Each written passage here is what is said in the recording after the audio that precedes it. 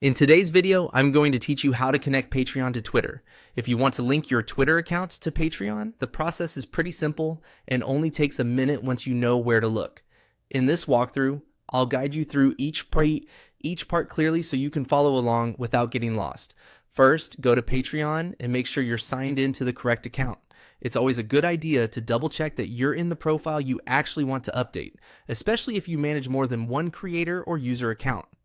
Once you're on Patreon, look to the bottom left corner of the screen and click the three dots. This opens an additional menu with more account options. If you don't immediately notice it, take a second to scan the lower left area carefully, since this menu can be easy to miss depending on your screen size. After that, click on Settings. This is where Patreon keeps your account preferences and profile-related options. When the settings page opens, you'll be able to access different sections that control how your account is connected and displayed. Next, click on Account. This section contains your core account details, including places where you can manage connected platforms and social information.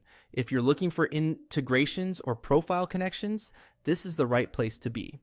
Now, look for the social links area. This section is where Patreon lets you attach external social accounts to your profile. Take your time here and scroll a little if needed, because the option may not be visible right away depending on your browser window or zoom level.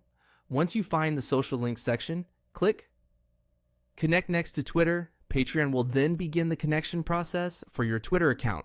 At this point, you may be asked to authorize the connection depending on whether you're already logged into Twitter in your browser. Just follow the on-screen prompts to approve the link between the two accounts. After the connection is completed, your Twitter account should now be linked to Patreon.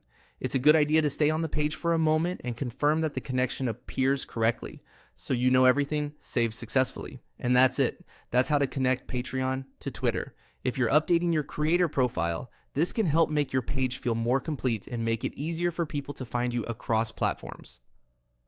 Thanks for watching, and I'll see you in the next video.